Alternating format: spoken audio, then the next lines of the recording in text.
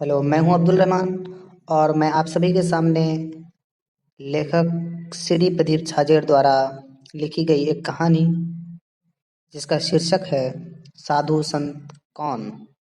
तो आइए सुनते हैं उनकी नज़र में साधु संत की बारे में क्या लिखा है। आइए सुनते हैं। विपदाएं, परेशानियां, कठिनाइयां आदि आती रहती हैं। उनका सामना करते हुए मानव दुखी हो जाता है।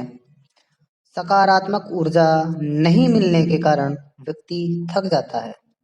ऐसे में आध्यात्म ज्ञान हमें वो मानसिकता, संतुष्टि एवं शक्ति प्रदान करता है जिससे सबसे पहले हमारा मन हमारे काबू में हो जाता है। इसका नतीजा यह होता है कि हमारी इच्छाएं सीमित हो जाती हैं। जैसे जैसे हम आध्यात्मिक ज्ञान को समझते जाते हैं वैसे वैसे मन में सकारात्मक विचारों का और शरीर में सकारात्मक ऊर्जा का संचार होना प्रारंभ हो जाता है। इससे हमारी इच्छाएं अपने आप ही सीमित रह जाती हैं, क्योंकि जिंदगी में आधे मुसीबतों की जड़ हमारी बेवजह इच्छाएं ही होती हैं। क्या आप इस बात से सहमत हैं? क्योंकि इन्होंने जो कहा कि हमारी बेवजह जो इच्छाएं होती हैं वही आधे मुसीबतों की जड़ है। खैर, आगे चलते हैं। अध्यात्म में वो शक्ति है जो हारे हुए जीवन को जीत में बदल देता है। अध्यात्म के संग अध्यात्म के बहुत सारे अंग हैं। योग, प्राणायाम, ध्यान आदि के माध्यम से व्यक्ति अपने आप को भीतर से मजबूत बना सकता है। जो व्यक्ति अपने जीवन में अध्यात्म के सार को समझ लेता है जो व्यक्ति अपने जीवन के में आध्यात्म के सार को समझ लेता है वह जीवन में किसी भी स्थिति परिस्थिति में सुखी और प्रसन्न रहता है। जो संसार में चिंता रहित है, जो मानव अनासक्त है, जो जीता है बाहर पर रहता है, भीतर वह साधु है। यह अध्यात्म का सार है। संसार में सबसे सुखी कौन? सभी जन उत्तर सुन हैरान थे। धनवान आदि भी दंग रह गए थे। जब भगवान बोले सुखी वह है जिसमें टेंशन नहीं है।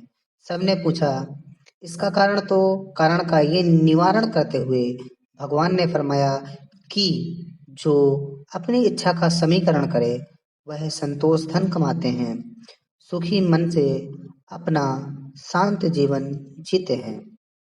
अहिंसा परमो धर्मः जीवनाम परस्परो हो, यही धर्म का मर्म है। सबका समझे दर्द। सभी आत्मतुल्य हैं। सबका जीवन अमूल्य है। अनावश्यक इच्छा का अंत करना है। उसका रिजल्ट हमारे सामने संसार में होते हुए भी संसार से विरक्त साधु संत हैं। मैत्री का संदेश ना हो ईर्ष्या, ना हो प्रतिस्पर्धा, सब में बसे संत, सबको मिले समान चादर, सब दिखें राही प्रसन्न।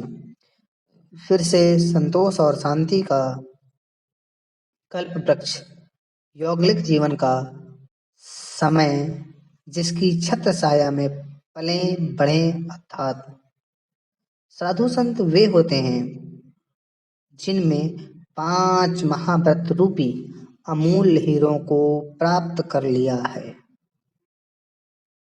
साधु संत वे होते हैं जिन्होंने 5 महाव्रत रूपी अमूल्य हीरों को प्राप्त कर लिया है।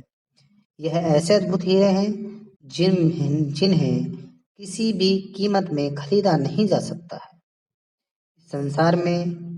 इस संसार की नश्वरता को समझकर संयम साधना में संलग्न हो साधु जीवन से कर्मों की निर्जरा करते हुए 15 भव के अंदर अंदर मोक्ष के मार्ग को जो प्रशस्त कर रहे हैं वे ही साधु होते हैं। धन्यवाद।